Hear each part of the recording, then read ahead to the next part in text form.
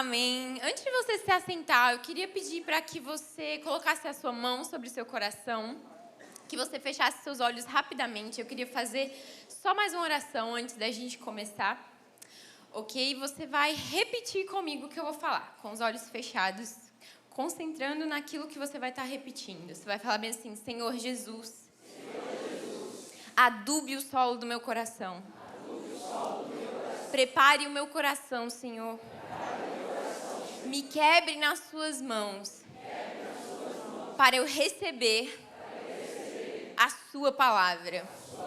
Que a sua palavra me confronte, me oriente e me desperte nesta tarde. Em nome de Jesus. Amém?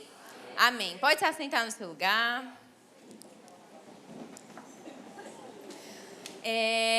Como a Rafa falou aqui, né? O meu marido, que eu tenho um marido agora, diferente, né? O meu marido já esteve com vocês aqui outras vezes, né? Eu sou esposa do João Paulo, eu faço parte lá do Movimento Céu na Terra. Cheguei no Céu na Terra quando era uma estação na célula de metrô e eu tinha esperança de ser um movimento de desigrejado, na expectativa de não estar mais dentro de quatro paredes como eu estou agora. E aí eu percebi que o João não tinha planos de ser um desigrejado, né? Acabei continuando ali, entendi o que era a Igreja de Jesus e quebrei um pouco desse conflito e a resistência que eu tinha com as quatro paredes. Entendi o que era a igreja por completo, né? Então, estou aí no Céu na Terra já tem um tempinho, caminhando com Jesus aí, vai fazer 6 anos ou 7, eu sempre erro a conta.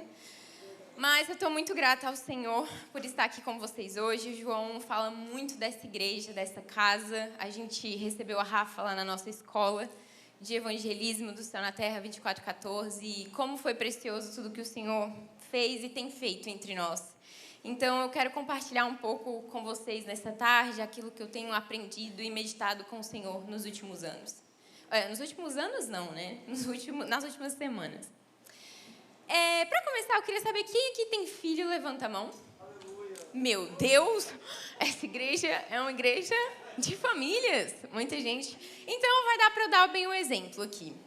Quem já viajou de carro sabe como geralmente uma criança se comporta durante a viagem. Mais ou menos assim. Tá chegando? Já chegou? E agora? Tá perto? Passaram-se 5 minutos. Tá chegando? Certo? Viajei com os meus pais bastante de carro, porque eu cresci numa família que tinha muito hábito de acampar. Então, a gente costumava desbravar alguns lugares e a gente tinha que ir de carro, né? Nós éramos 4 irmãs, então comprar passagem de avião ficava um pouco inacessível, né? Então, o que ficava mais justo ali era a gente viajar de carro. Então, basicamente, ficavam 4 pessoas apertadas no banco de trás a viagem inteira, perguntando: tá chegando? Tá chegando? E eu lembro que teve um dia que meu pai falou-me assim: a gente já está em Pirenópolis. A gente já chegou em Pirenópolis. E aquilo ali eu gravei. À medida que meu pai falava, a gente já está em Pirenópolis, que era um local que a gente costumava acampar, eu entendia que estava muito perto. E que eu já tinha chegado em algum lugar significativo para eu acalmar meu coração e parar de perguntar ao longo da viagem. Outro exemplo que eu quero dar: quem aqui faz compra online sabe como é a tensão de esperar a compra chegar, né? Aquela ansiedade, principalmente quando você consegue comprar algo muito bom na promoção. Você fala: cara, não é nem possível que eu consegui comprar isso. Você já comprou, já até debitou ali, né, na sua conta, ou já está até na sua fatura do cartão, mas a compra ainda não chegou. Então, existem vários exemplos práticos na nossa vida que a gente vive uma tensão entre o já e o ainda não. Nossa, eu já tenho, mas eu ainda não tenho. Nossa, eu já cheguei, mas eu ainda não cheguei. Nossa, isso parece estar aqui, eu tenho uma certa segurança, mas, poxa, eu não tenho 100% dessa segurança. E a nossa caminhada com Cristo, ela se resume no tempo presente a essa tensão entre o já e o ainda não. Nós estamos vivendo nesse lugar do já e ainda não. Eu não tenho a esperança de um perdão, porque ele já foi consumado. Nós não temos a esperança de ter paz com Deus, porque isso já foi consumado. Nós não temos uma esperança de talvez não precisar mais se condenar, porque isso já foi consumado. Contudo, ainda novos céus e nova terra não foram estabelecidos. Ainda a glória eterna não foi plenamente revelada. Nós ainda temos uma luta cravada em nossos corações contra o pecado e a nossa carne. Nós ainda retrocedemos em uma caminhada que já é certeza. Então a gente vive nessa balança do já e o ainda não. Isso é um pouco confuso. Como é que a gente vai ter esperança, posicionamento e perseverança para viver uma jornada do já e o ainda não? Como a gente pode se posicionar e quais são os problemas gerados no meio dessa tensão do já e o ainda não? É sobre isso que a gente vai falar na tarde de hoje. Eu queria pedir para você abrir a sua Bíblia comigo em Lucas, capítulo 24. A nossa leitura vai ser um pouco extensa, mas eu prometo ler com a narrativa bem empolgante e emocionante para você ficar comigo. Amém? Amém? Então tá, então eu vou ler, fazer uma narrativa assim de verdade, tá bom? Você vai ficar comigo. Lucas 24, nós vamos ler a partir do versículo 13. Nós vamos ler a partir do versículo 13, Lucas 24. Essa passagem me capturou no culto de Páscoa da minha igreja local, durante um louvor, em uma passagem específica. E aí eu passei 4 semanas só lendo Lucas 24 e eu não conseguia sair dali até eu entender algumas coisas que eu vou compartilhar com vocês hoje. Então isso é realmente, isso se tornou um texto muito especial para mim. Vamos ler a partir do versículo 13. Vamos lá. E eis que 2 deles foram naquele mesmo dia para uma aldeia chamada Emaús, que distava de Jerusalém 60 estádios. Iam falando um com o outro sobre todas as coisas que tinham acontecido. E aconteceu que, enquanto eles caminhavam juntos e arrazoavam entre si, o próprio Jesus se aproximou e ia com eles. Mas os seus olhos estavam impelidos para que eles não o conhecessem. E ele lhes disse: que tipo de palavras são essas que tendes um com o outro enquanto caminhais e estáis tristes? E um deles, cujo nome era Cleópatras, respondendo disse: és tu somente um estrangeiro em Jerusalém e não soube das coisas que têm acontecido nesses dias? O Messias tinha morrido. Como assim eles estavam sem entender como aquele homem não sabia dessa informação? E ele lhes disse, Jesus: quais coisas? E eles lhes disseram: a respeito de Jesus de Nazaré. Ele foi um profeta poderoso em feitos e palavras diante de Deus e de todo o povo. E com os principais sacerdotes e nossos governantes o entregaram para ser condenado à morte e o crucificaram. Mas nós esperávamos que fosse ele quem havia de remir Israel. E todavia, além do mais, hoje é o 3º dia desde que essas coisas aconteceram. Sim, também algumas mulheres em nossa companhia nos surpreenderam, dizendo que de madrugada foram ao sepulcro e não acharam o seu corpo. Elas vieram dizendo que também haviam tido uma visão de anjos que diziam que ele estava vivo. E alguns dos que estavam conosco foram ao sepulcro e acharam isso mesmo como as mulheres haviam dito, mas ele não viram. Então ele lhes disse: ó tolos e tardos de coração, para crerdes em tudo que os profetas falam. Não convinha que Cristo sofresse essas coisas e entrasse na sua glória? E começando por Moisés e por todos os profetas, explicou-lhes em todas as escrituras as coisas a seu respeito. E aproximando-se à aldeia para onde iam, ele fez com que iam para mais longe. E eles os constrangeram, dizendo: fica conosco, porque já é tarde, já declinou o dia. E ele entrou para permanecer entre eles. E aconteceu que, estando assentado com eles à mesa, ele tomou o pão, o abençoou e o partiu e lhes deu. E os olhos foram abertos e eles os reconheceram e ele desapareceu diante deles. E eles disseram um para o outro. Versículo 32, o mais importante. Não ardia em nosso coração enquanto ele falava conosco no caminho? E quando ele nos abria as Escrituras? E na mesma hora levantaram-se e retornaram para Jerusalém. Encontraram os 11 reunidos e os que estavam com ele, dizendo: realmente o Senhor ressuscitou. Amém? Até aqui. Aqui é uma passagem específica em que os discípulos estão vivendo exatamente nesse lugar de tensão entre o já e o ainda não. Porque eles já tinham andado com Jesus, eles já tinham recebido tantas profecias, eles já sabiam de tantas coisas, mas muita coisa que Jesus tinha prometido para eles ainda não havia sido consumado. E eles estavam vivendo uma frustração no meio da tensão do já e o ainda não. E muitas vezes nós nos deparamos com essa tristeza e essa tensão em nossos corações. E hoje eu quero dar algumas chaves para a gente aprender a lidar. E vou dar alguns exemplos práticos também, para que você possa entender melhor. O caminho entre Emaús e Jerusalém era aproximadamente 11 quilômetros. Isso é considerável. Eu acredito que ninguém aqui anda do nada 11 quilômetros em um dia. É uma distância considerável. Então, eles ficaram exatamente 11 quilômetros conversando com Jesus ao lado deles, mas eles não reconheceram que aquele era Jesus. Então, eles estavam compartilhando, eles estavam falando várias coisas para Jesus, abrindo seus corações, lamentando sobre o que havia acontecido, sobre a morte, falando que as mulheres viram e falaram que ele estava vivo e que alguém viu também, mas não encontrou lá no sepulcro. E eles tristes. E Jesus, ele se ofende, ele fala: por que vocês estão tristes? Indo até Emaús. Eu não estou entendendo por que vocês estão tristes. Porque Jesus sabia da boa notícia. Ele tinha certeza do que já tinha acontecido. Ele sabia que ele estava cumprindo o desígnio dele de não só remir Israel como eles esperavam, mas de remir o universo e a humanidade. Ele tinha um plano maior.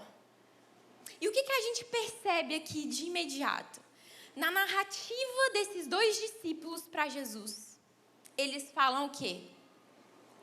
Eles contam exatamente tudo o que aconteceu. Eles falaram da morte, eles falaram da ressurreição, eles falaram do plano da redenção, mas eles estavam tristes. Por quê? Saber do plano consumador de Deus não é o suficiente, a gente precisa crer. A gente precisa crer. E no final da passagem, quando eles creem que ele estava vivo, você vê uma postura diferente. Os olhos mudam, eles fazem o caminho correndo a Jerusalém, eles se desesperam, eles falam: meu Deus, o meu coração ardia enquanto ele falava. Nossa, existe algo que é real. Então você saber de tudo não é o suficiente, nós temos que crer. É a fé que muda todas as coisas. É crer no sacrifício, é crer em quem ele é crer em quem ele fez. Em tudo que ele nos prometeu, do já e do que ainda não aconteceu. Aí você fala: Clara, eu creio. Então por que você caminha tão cabisbaixo e triste como esses discípulos na estrada de Emaús? Você está andando em fé ou você está andando em: eu sei que Jesus ressuscitou? Eu acredito. Ou você crê que ele ressuscitou? Porque se você anda cabisbaixo demais nesse caminho, se a sua vida não se difere de alguém que não crê, algo está errado. O que te diferencia daquela pessoa que não crê que está no seu trabalho? Você anda tão cabisbaixo quanto ela? Você tem esperança nas coisas dessa terra assim como ela? A sua esperança está na promoção, assim como ela. A sua esperança está no seu diploma, assim como ela. Você vive por um reino terreno ou você espera por uma glória maior? Porque aqueles que esperam por algo maior, aqueles que desejam uma glória maior, eles são marcados por uma alegria e uma certeza da salvação. A certeza de que ele está vivo e ele ressuscitou. Então, por que estás triste, cabisbaixo, se você crê? Jesus, ele quer abastecer e sacudir a sua fé nessa tarde. Talvez você tenha andado cabisbaixo por conta dessa tensão. O Senhor me prometeu e ele ainda não cumpriu. Poxa, eu esperava que quando eu me convertesse, a situação da minha família mudasse. Eu esperava que algumas coisas fossem ajustadas e alguns problemas não fossem mais ser enfrentados. Eu não esperava que a caminhada com Deus era assim. Se você crê que Ele ressuscitou, você vai enxergar tudo isso pela ótica da fé. Tudo muda. Aquilo que você não vê é infinitamente mais real e absoluto do que qualquer coisa que você está enfrentando no caminho de Emaús. Não importa o que você está vendo, porque aquilo que você não vê é uma certeza maior. Essa é uma certeza maior. Então, Jesus começa a se apresentar para eles. É muito interessante que Jesus começa a falar. Ele começa a falar dos profetas e de Moisés. Ele começa a destrinchar todos os profetas falando sobre ele. É como se ele estivesse se apresentando para aqueles 2 homens no caminho. Sabe quem foi Jesus? Sabe qual era o plano de Jesus? E ele começa a se apresentar. Falar sobre quem ele era, falar sobre as promessas que estavam sobre a vida dele, tudo que envolvia o seu plano redentor. E aí quando ele começa a falar e eles se assentam à mesa ali, fala que os olhos deles se abrem. Existe algo precioso que a gente aprende aqui, que é o poder da presença de Jesus com a exposição das Escrituras.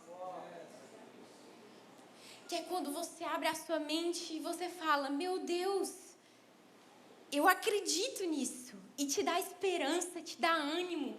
Quando Jesus expôs as Escrituras, isso abasteceu o coração deles.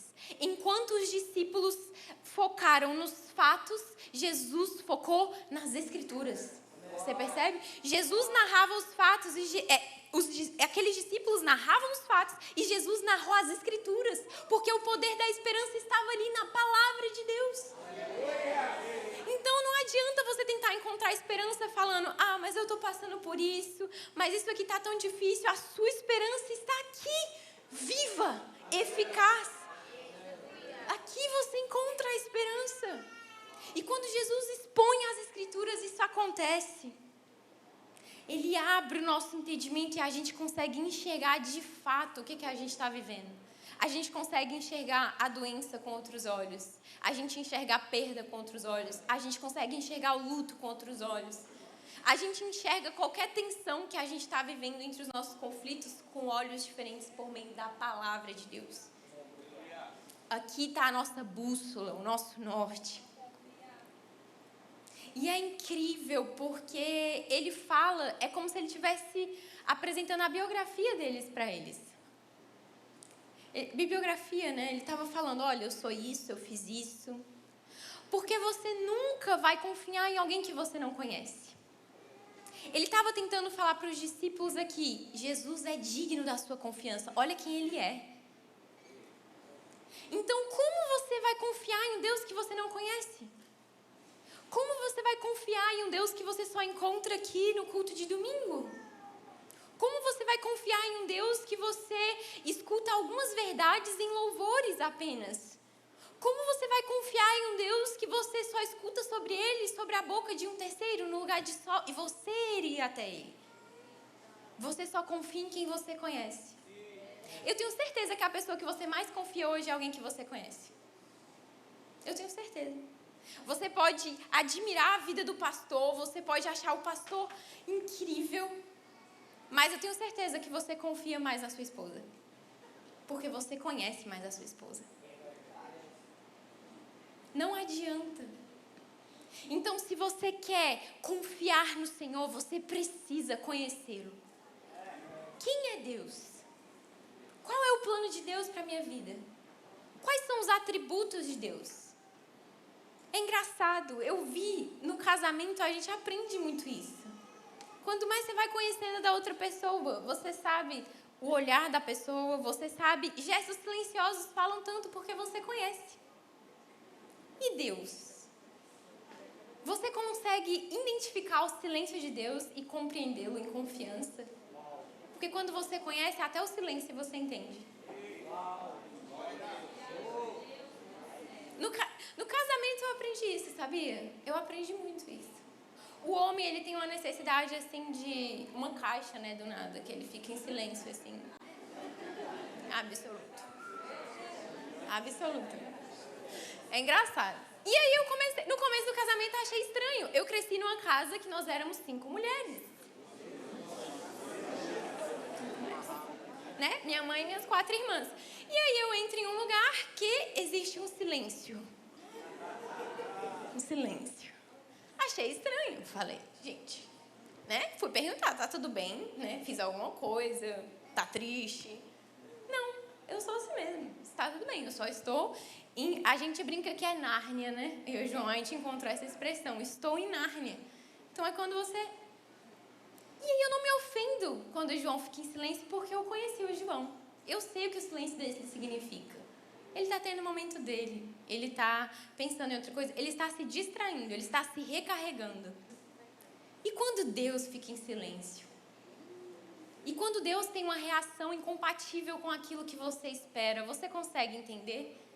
Só o conhecimento traz essa fé encorajadora, que você consegue celebrar o silêncio, porque você entende que o silêncio não é ausência, é uma manifestação diferente.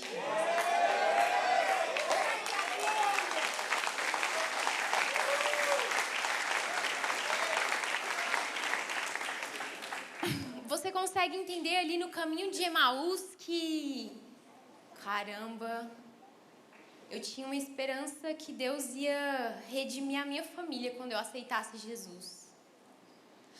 Só que Deus está fazendo muito mais do que redimir a minha família. Ele está salvando as nações. Ele está alcançando povos não alcançados. Ele está avivando a terra. Ele está tocando a China. Deus está fazendo algo infinitamente maior do que a minha microexpectativa. Porque a sua vida faz parte de um plano muito maior. Então você descansa diante de gestos de Deus que não são manifestos na sua vida pessoal, porque você entende que existe uma manifestação maior sendo consumada. Eu posso descansar na certeza de que Ele está fazendo sim, e muito além das minhas expectativas. Por isso eu posso me alegrar no caminho de Emaús. Os mesmos homens que choraram porque Jesus não foi um grande líder bélico, porque ele não destruiu o Império Romano, porque ele não tirou eles daquela situação de escravidão.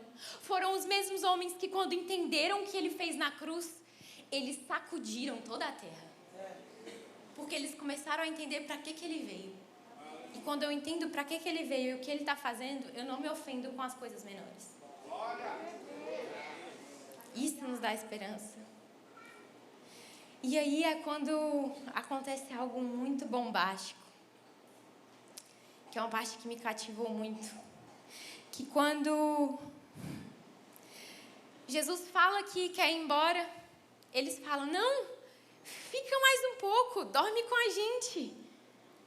Fica, permaneça entre nós. Só que eles ainda não tinham reconhecido que Jesus era Jesus. Eles ainda não tinham visto, mas eles pedem para aquele homem estrangeiro, que eles não sabiam quem era, ficar com eles. Por quê? Aqui era um sinal de fome por Deus. Eles não sabiam, mas o coração deles estava faminto. Sabe o que é? É porque você não deixa Deus ferir a sua agenda. Ah, não, eu estou lavando a louça, eu estou fazendo almoço, você está de brincadeira que eu vou parar para orar agora. É Deus te chamando, cara.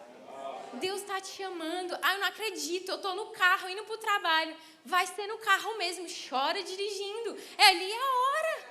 Aí você começa a calcular. Ah, não, você tem que começar a ser sensível a perceber os sussurros de Deus no dia a dia. Eu vejo aqui um público que é cheio de responsabilidades. Eu não sei, talvez você cuida da sua casa. A vida real é assim, a vida ordinária demanda muito. Principalmente nós que estamos imersos em responsabilidades e afazeres, nós precisamos estar sensíveis nos sussurros de Deus no dia a dia. Porque quando a gente ouvir o sussurro, a gente fala, não, fica mais um pouco. Fica comigo. Vem, Deus. Não, eu vou até você. uma coisa eu te peço, que eu possa habitar nesse lugar todos os dias da minha vida. Era isso que esses discípulos falaram. Não, Deus, não, fica mais um pouco. E eles nem sabiam que era o Cristo. Então perceba os gritos de fome por Deus no seu coração. Os gritos de fome por Deus, eles não vão vir às vezes de uma forma escancarada. Sabe por quê? Quando você está com fome, a primeira coisa que você sente é raiva. Você fica chato. Isso não tem cara de fome. Eu posso só falar, nossa, você está chato. Mas você está com fome. Está com fome. Aí você fala, ai não, eu só estou com pressa. Não, você não está com pressa, você está com fome. Por isso que você sai antes do amém, você está com fome, né? Com fome. Está com fome. E a sua fome por Deus, como ela se manifesta? Ai, tô carente. Aí começa a reclamar de todo mundo, cobrar as pessoas, sabe? Aí entra num buraco de dependência emocional sem querer, faz cobranças, sabe? Ofensivas. Aí começa a ficar entupido de entretenimento. Ah, eu vou maratonar essa série de novo. Ah, eu vou fazer isso aqui de novo. Aí fica viciado em fazer esse movimento aqui, né? Sabe nem o que está fazendo, mas está lá. Por quê? Você está aí com fome de Deus, tentando se saciar do prato errado. É a fome por Deus. Então você tem que ser sensível nesses momentos de distração, nesse caminho que você está seguindo até Emaús, para falar assim, nossa, Deus, eu estou aí com fome. Eu preciso de Deus. Antes de brigar, de reclamar com alguém, de, sabe, pagar sapo, o que você fala? Nossa, eu vou orar para ver se isso é fome de Deus primeiro. Aí depois eu falo com fulano. Porque quando você vê, você estava só precisando ser cheio do Espírito Santo. Ser abastecido ali naquele momento. Isso é muito interessante. Então tenha sensibilidade para parar e perceber Jesus no seu dia a dia e falar, Jesus, fica conosco. Fica conosco. Já é tarde, eu sei. Eu já fiz muita coisa hoje. Eu estou muito ocupada, Senhor. Eu sei como é duro cuidar da rotina dos meus filhos. Eu sei. Mas já declinou o dia, fica conosco. Fica mais um pouco. Então você casse o Senhor. Seja sensível em caçá-lo. No sussurro simples do dia. E quando Jesus se assenta com eles à mesa, ele toma o pão, abençoa o pão, parte o pão e entrega o pão para eles. Percebeu que tudo que toca na mão de Jesus, ele parte. Tudo que toca na mão dele, ele parte. Até a própria vida dele foi partida na cruz. E eles identificam Jesus pelo partir, pela generosidade de Jesus. Por esse lugar que tudo é partido entre nós, porque quando a gente parte é multiplicado.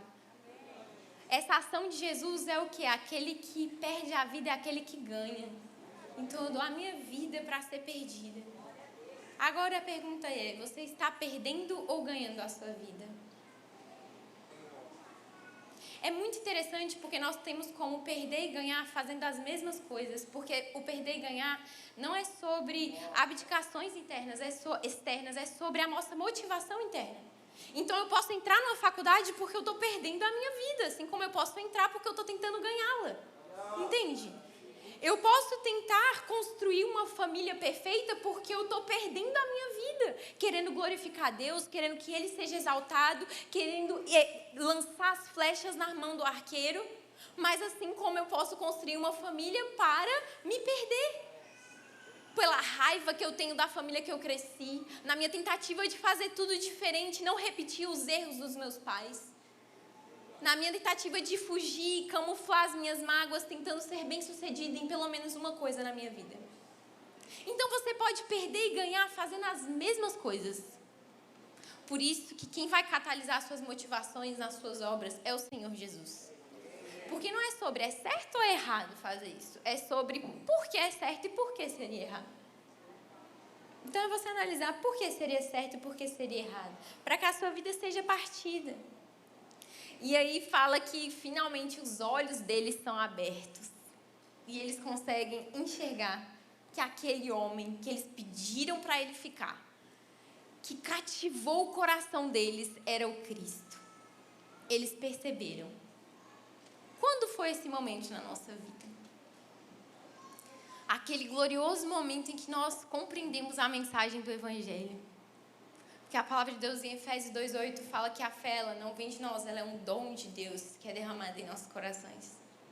E aí, do nada você creu em Jesus. Você fala, você reconhece Ele no caminho, você fala, meu Deus, é Jesus. Lembra daquele dia que você foi encontrado por Deus? Lembra daquele dia que você sentiu aquele toque do Espírito Santo e você falou, nossa, eu não sou daqui. Gente, eu nasci de novo, eu faço parte de um outro lugar. A sua perspectiva sobre a vida mudou. Você começou a enxergar tudo diferente. Quando a fé brada em nossos corações e os nossos olhos são abertos. E aí, o grande fecho que eu quero falar é que Jerusalém e Emaús seria o grande caminho do já e o ainda não.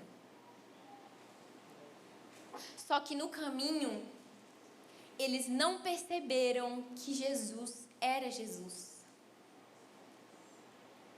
Será que você vai esperar chegar no céu, na eternidade, para falar, nossa, esse é Jesus?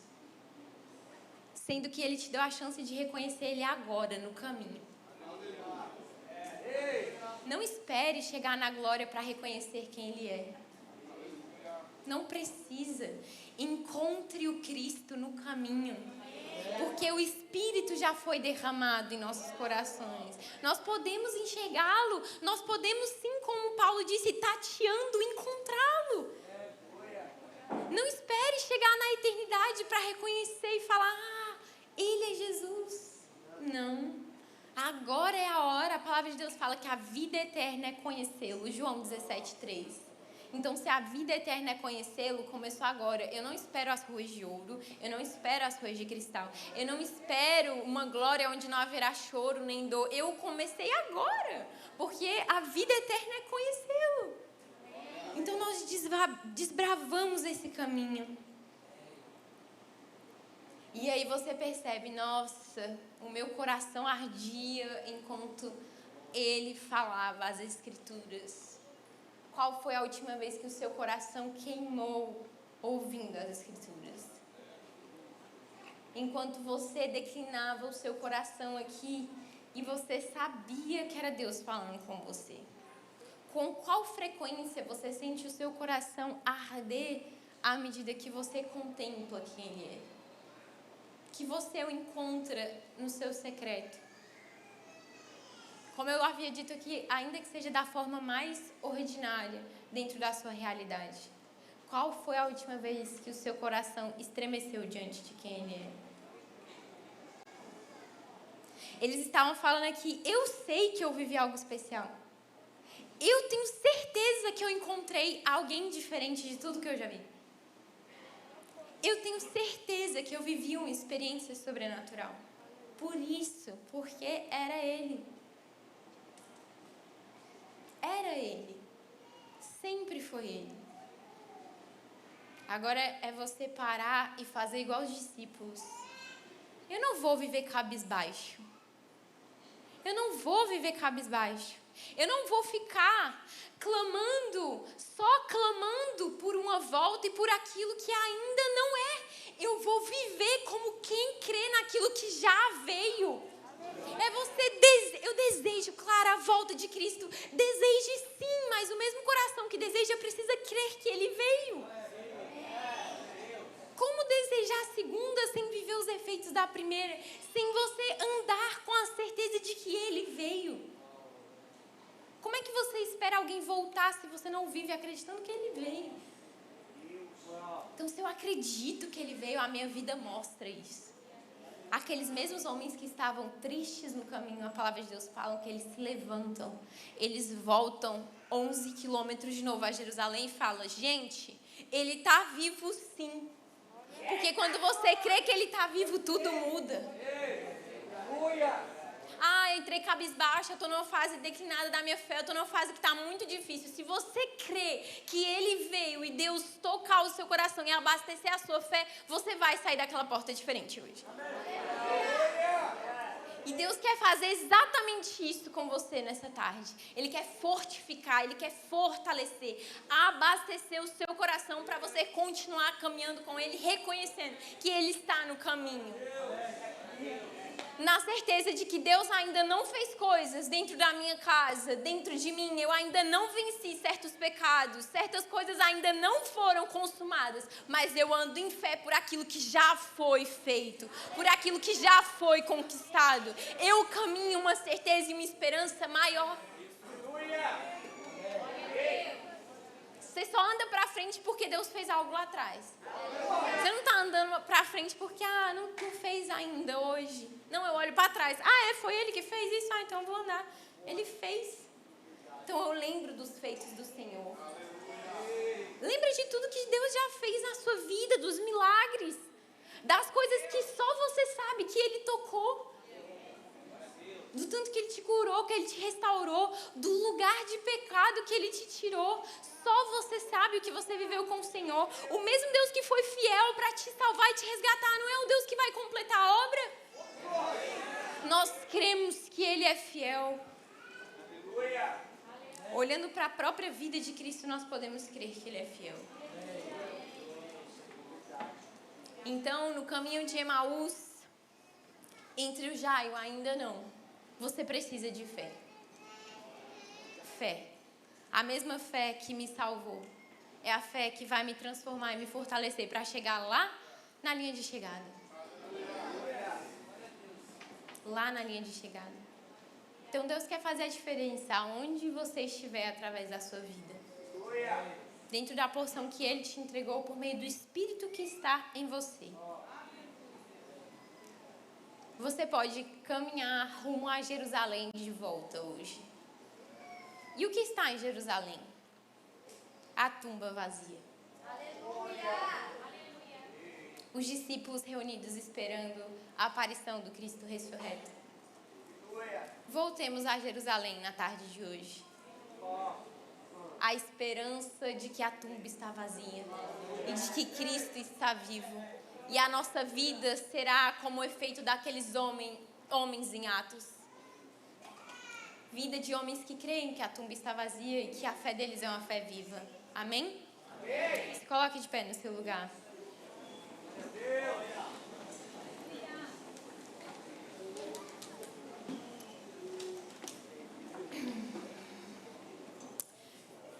Eu queria pedir que você fechasse os seus olhos. Enquanto orava a caminho da igreja, o Senhor realmente me falava de pessoas que estão com a fé muito abalada. Eu não sei se aconteceu algo que fez você questionar se Cristo era realmente o Cristo. Fez questionar a obra de Deus, fez você questionar o que está acontecendo. O sentido das coisas se perderam um pouco. Talvez a expectativa e o cronograma de vida que você tinha está um pouco diferente daquilo que Deus está fazendo na sua vida. Isso dói. Mas você precisa acreditar que a sua esperança não está nada disso, tá? No fato da sua fé estar viva, dele estar vivo. E ali está a sua esperança. Então eu queria pedir que você, com seus olhos fechados, você começasse a orar agora ao Senhor. Você começasse a pedir: Senhor, eu peço que o Senhor toque e abasteça a minha fé na noite de hoje. Eu sinto o Senhor pedindo para que você apresente a sua mão mirrada, você falar, Senhor, esse aqui é o problema que eu tenho, eu não entendo, meu filho ainda não está nos seus caminhos, eu não entendo isso aqui ainda está acontecendo, eu estou questionando e meu coração está estremecido no caminho até Emaús, Senhor, eu saí mesmo de Jerusalém, eu saí porque eu estou sem esperança, mas me leva de volta para Jerusalém, Senhor, me leva de volta para contemplar a tumba vazia, para que eu veja, eu lembro o dia que o Senhor me salvou, me redimiu, me curou, me libertou, para que eu lembre o que é, na verdade, quem é o autor e consumador da minha fé, aonde está a minha real esperança. Em nome de Jesus, enquanto o louvor será ministrado, eu peço que você ore ao Senhor e você se concentre naquilo que foi dito aqui, para que você volte e encontre o Cristo em Jerusalém. Em nome de Jesus.